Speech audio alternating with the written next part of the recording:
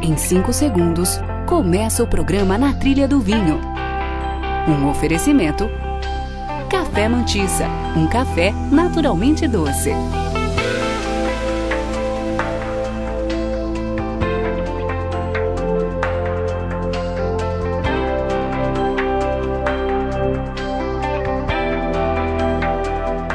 Café Mantissa, um café naturalmente doce.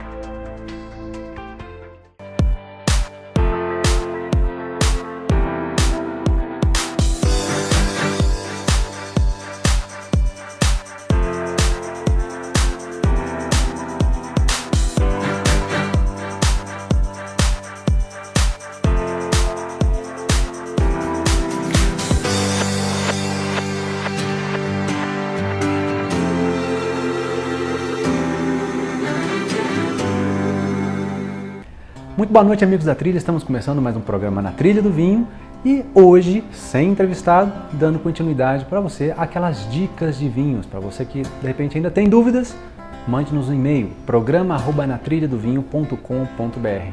Assim eu faço questão de responder aqui no nosso programa, tirar todas as suas dúvidas.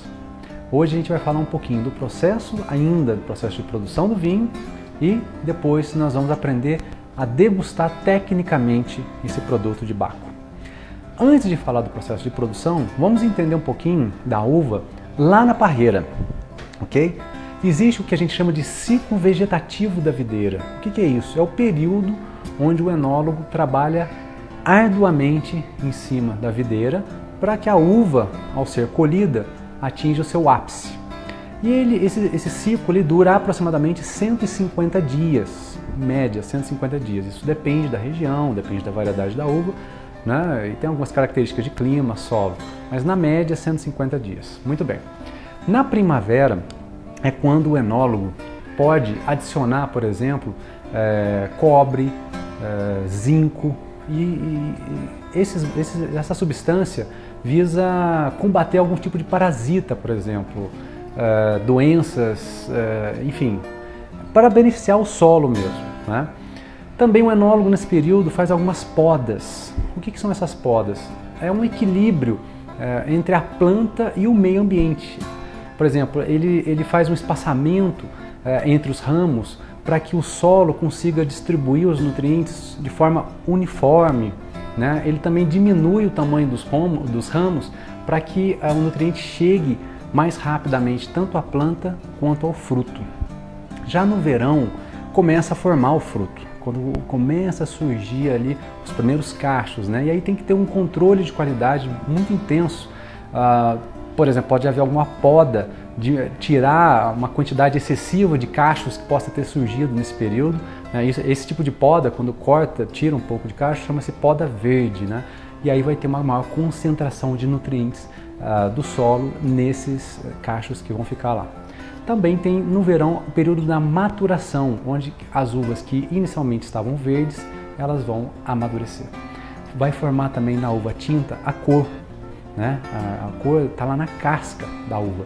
E também começa então as primeiras colheitas ao final do verão e já quase no início do outono. Então logo tem o período do outono, começa então o repouso da videira, vai tendo uma perda gradual lá das plantas, né? E vai começar a interromper as atividades biológicas da videira, gradativamente, até que chega o inverno e aí para todo o processo vegetativo, vai entrar no estado de hibernação. Você olha lá na videira, praticamente parece que ela está morta, né? De tão feia que fica, e aí depois começa o ciclo novamente na primavera, com novas podas que a gente mencionou. Legal isso, né? Porque é importante saber esse ciclo vegetativo, gente, porque cada ano tem uma safra. Por isso que você pega o rótulo da garrafa, lá tem safra 2008, 2009, 2010. E de ano a ano oscila, a natureza oscila.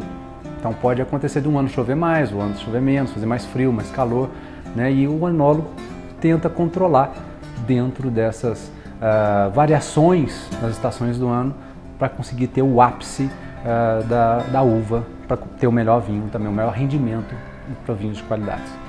Muito bem.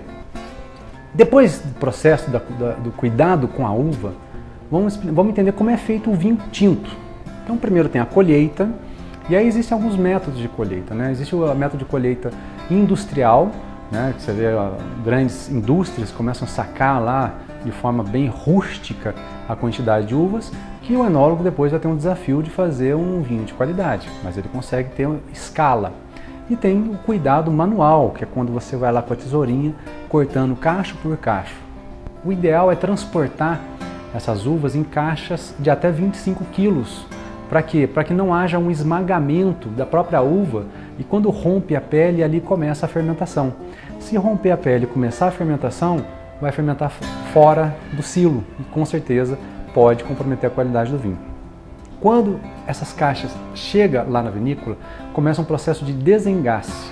O que é o desengasse? Começa a retirar os cabinhos, que é conhecido como os engaços, dos cachos e assim quebra também a casca da uva para começar a liberar o suco. Nesse processo vai começar o processo de maceração, onde vai ter ali uma mistura, né, uma prensa, né, nessa uva que ficou ali, já sem os cabinhos, para logo em seguida dar início à fermentação.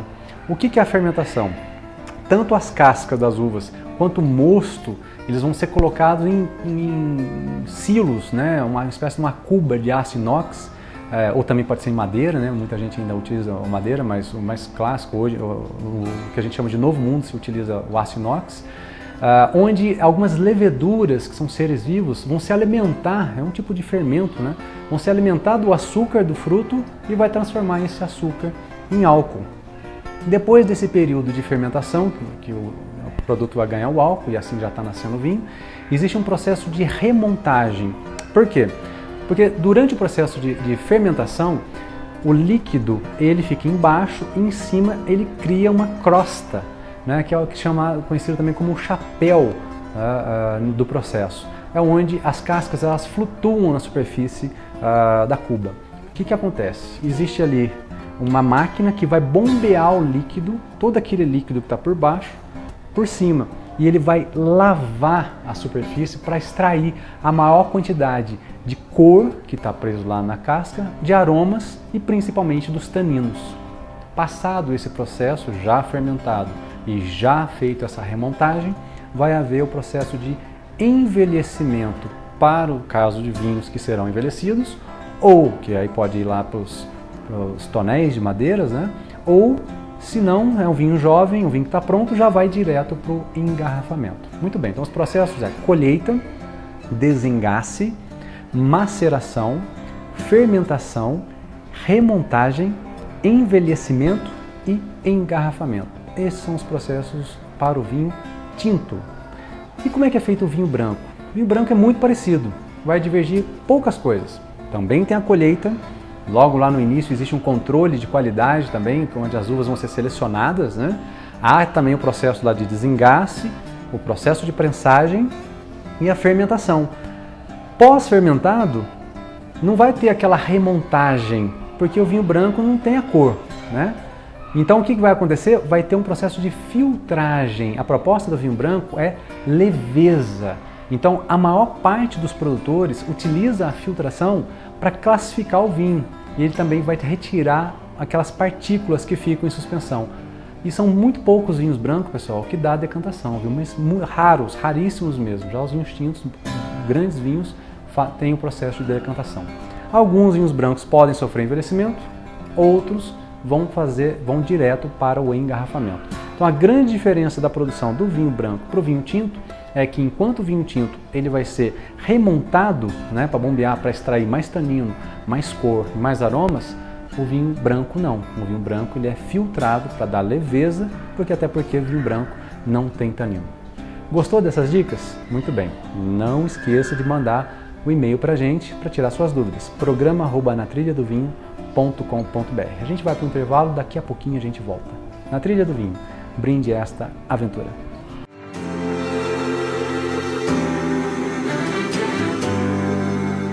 Café Fazenda Mantiça, State Coffee, cultivado acima de 1.250 metros de altitude. Um café 100% arábica, de grãos selecionados, com uma bebida única, sabor e retrogosto incomparáveis. um café naturalmente doce. Visite nosso site www.fazendamantissa.com.br.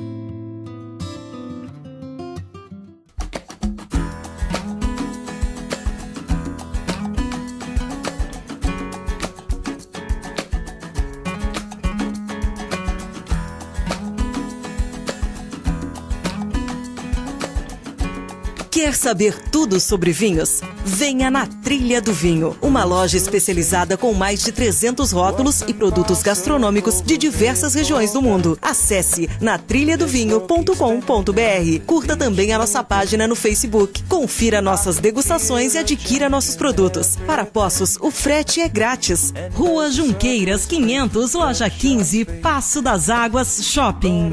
Poços de Caldas, na Trilha do Vinho. Brinde esta aventura.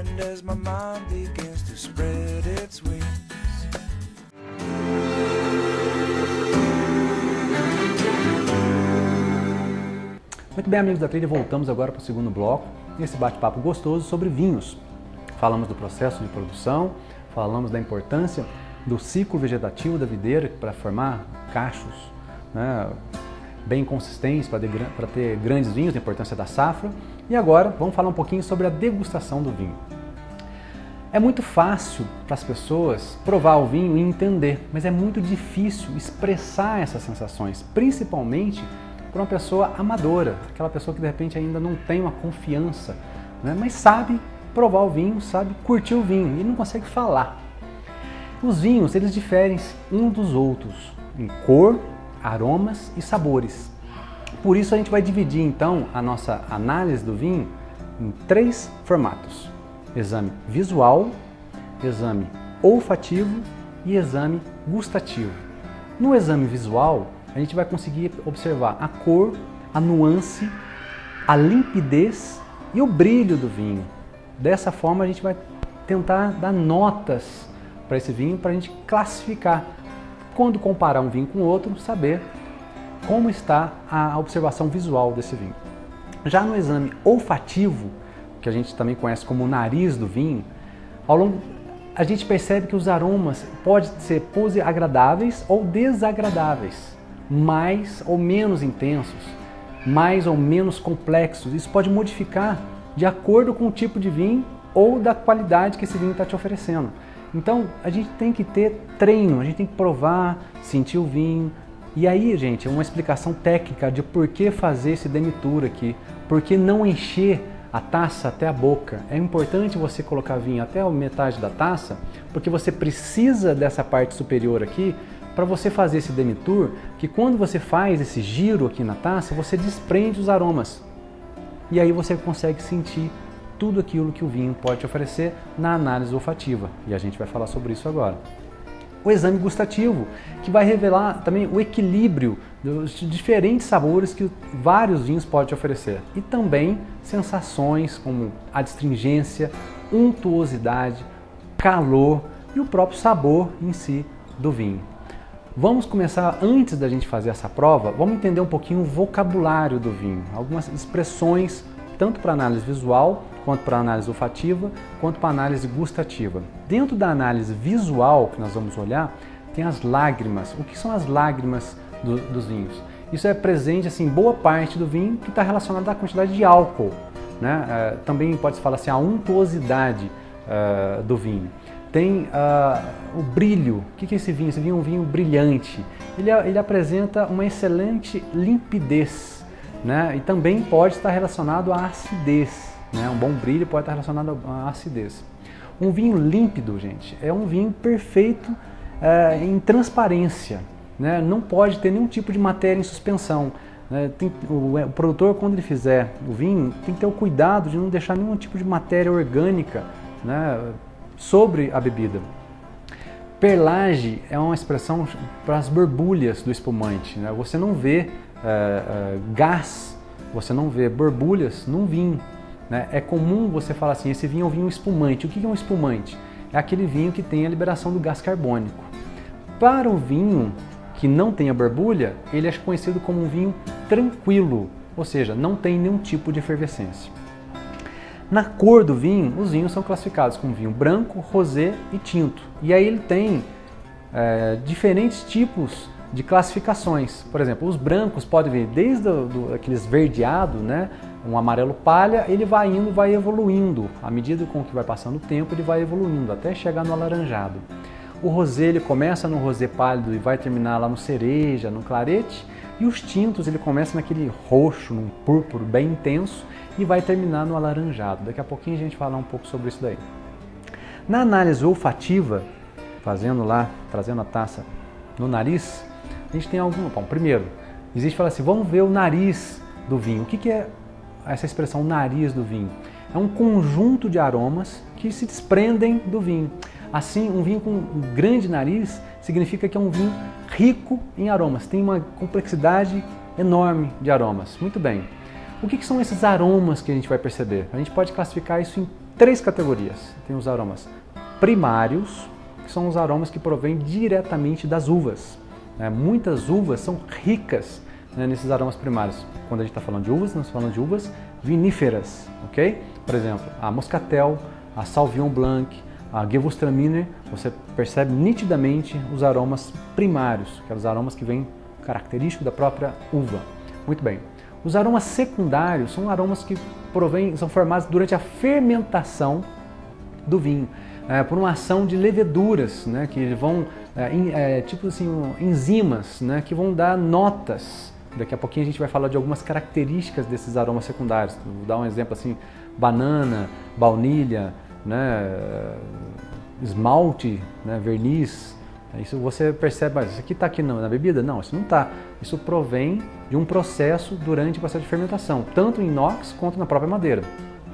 E também tem os aromas terciários. O que são os aromas terciários?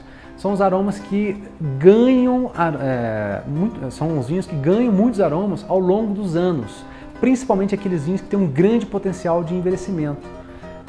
Ele vai desprendendo e vai evoluindo, e como não está em contato com o oxigênio, esse conjunto de aromas vai sendo explosivo, vai dar aquela conotação, que inclusive tem uma expressão muito conhecida, que é o buquê do vinho, né? Vai dar uma grande complexidade aromática, tanto pelo potencial de evolução, quanto pelo contato da barrica. Muito bem. Aquela brincadeira que a gente faz entre os amigos, né? A gente está tomando vinho, fala assim, isso aqui me lembra cereja, isso aqui me lembra baunilha. Para facilitar, tenta classificar isso por categorias. E a gente tem algumas categorias, né, de aromas. Por exemplo, se você falar assim, rosa, se você falar isso de diversos nomes de margarida, por exemplo, isso significa que ele tem aromas florais, né? Então, tenta resumir, você não precisa lembrar o nome da flor. Vai pela categoria, aromas florais, fica mais fácil de você expressar aquilo que você quer falar. Quando você tem assim, maçã, você tem cereja, né, banana, vários tipos de frutas, então aromas frutados. Você não precisa ficar tentando adivinhar qual é a fruta. Isso já é uma brincadeira. Mas se ela tem aquela doçura daquela fruta, lembra aromas frutados. Muito bem. A gente tem aromas balsâmicos, que isso lembra, por exemplo, incenso, pinho. Olha que coisa absurda. Cânfora, tem. Você vai encontrar isso. Aromas temperados, como a pimenta, como o cravinho, noz moscada, são aromas temperados.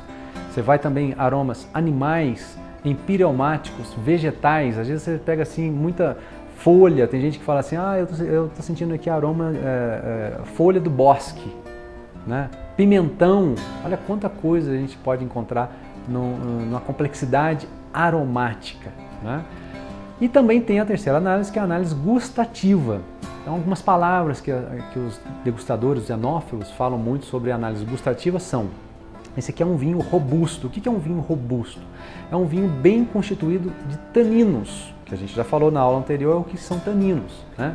O que é um vinho carnudo? Um vinho que tem muito equilíbrio entre tanino e a maciez que é vinda pelo álcool. Esse equilíbrio entre o tanino e o álcool você pode expressar, esse aqui é um vinho carnudo. O que é um vinho encorpado? O que é um vinho potente? É um vinho rico em tanino e álcool, né? Isso também é muito conhecido como o corpo do vinho. A pessoa quer falar assim, é o corpo do vinho. Isso está relacionado a tanino, aquela que é a estrutura que se encontra na casca, né, e também na semente, E álcool, esses dois conjuntos juntos, você pode expressar o corpo, é um vinho encorpado, é um vinho potente. Muitas pessoas falam assim, um vinho seco, um vinho suave. Isso está relacionado à quantidade de açúcar residual da fruta, né? Então, quando você usa a expressão, isso aqui é um vinho seco, isso significa que não tem aquele sabor açucarado, aquele açúcar doce. Você não quer encontrar doçura nesse vinho, isso aqui é um vinho seco. Que a gente já falou que a classificação de seco varia de 0 a 4 gramas de açúcar por litro, demi-seco de 4 a 20 gramas e acima de 20 gramas é o vinho suave, conhecido também como vinho doce. Muito bem. Uma expressão muito comum, você fala assim, esse aqui é um vinho fresco, principalmente nos vinhos brancos. O que é o frescor? Isso está relacionado diretamente à acidez. A acidez ela provoca a refrescância. Ela faz com que o nosso organismo dá aquela leveza, aquela refrescância, como se estivesse baixando a temperatura do nosso corpo. Quando você ouvir a expressão é um vinho duro, o que é um vinho duro? É um vinho que tem muita acidez e muita adstringência. Então cuidado, tá? Um vinho jovem, ele pode ser duro, mas ele tem aquela, né? Lembra que a gente falou do gráfico, né? Tempo versus qualidade? Com o passar do tempo, ele vai se arredondando, ele vai ficando mais macio, o vinho vai ficando mais fácil. O que é um vinho equilibrado? Pegando todas essas características, né, que são componentes, todas essas características estão em harmonia, fica fácil, nada sobressai, ele não está alcoólico demais, ácido demais. Quando está tudo em equilíbrio, é um vinho equilibrado. E ainda na análise gustativa tem a expressão é um vinho longo. O que é um vinho longo? Também pode falar até um vinho persistente, né? É um vinho que persiste na boca, ele fica lá, se mantém por segundos, né? Os grandes vinhos, os vinhos mais persistentes duram mais de 10 segundos depois que você o ingere. E também você sente aquelas sensações olfativas, né, no retrogosto, que daqui a pouquinho a gente vai falar sobre isso. Curtiu essas dicas? Muito bem. Curta a nossa página também, a página do programa Na Trilha do Vinho, lá no Facebook, facebook.com/natrilha, apenas na trilha, facebook.com/natrilha. Curta a nossa página, fique sabendo, fique por dentro de todos os nossos programas. Daqui a pouquinho a gente volta. Programa Na Trilha do Vinho, brinde esta aventura.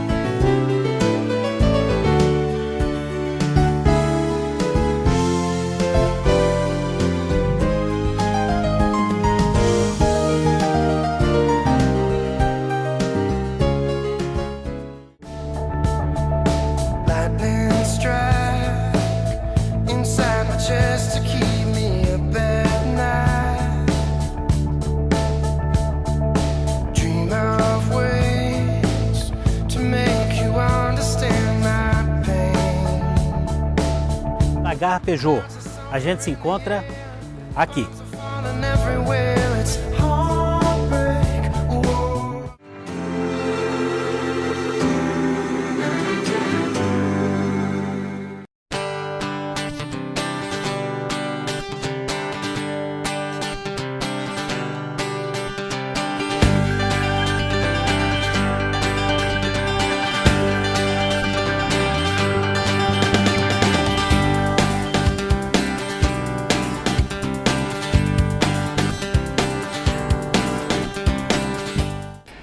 Deguste com prazer uma bebida fresca, um café preparado na hora ou o mais recente possível.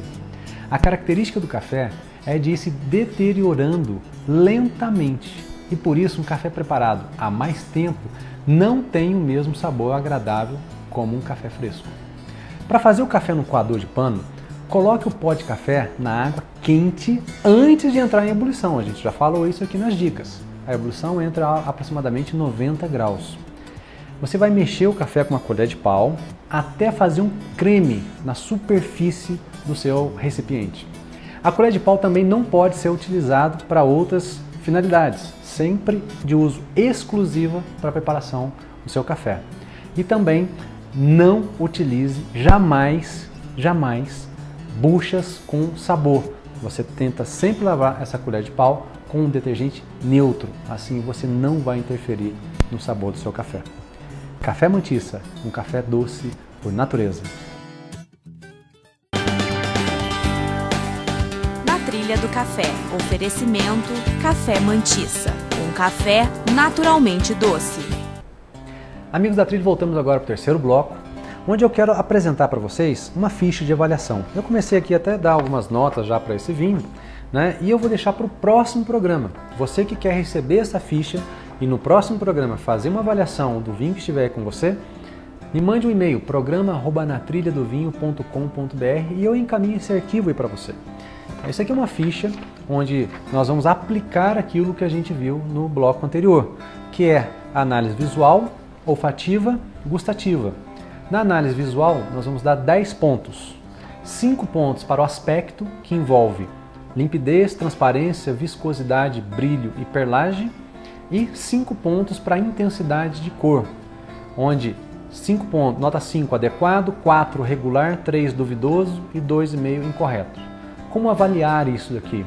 Você parte do princípio que tudo tem nota máxima e você vai tirar gradativamente as notas à medida com que você for tendo dificuldades. No próximo programa a gente vai pegar item por item e detalhar melhor, por isso fique atento também no próximo programa que a gente vai avaliar juntos. Nós vamos avaliar juntos aí o vinho, tanto eu aqui tomando quanto você com vinho aí na sua casa, fazer a sua avaliação também. Exame olfativo valendo 30 pontos. Nós vamos avaliar 3 quesitos de 10 pontos.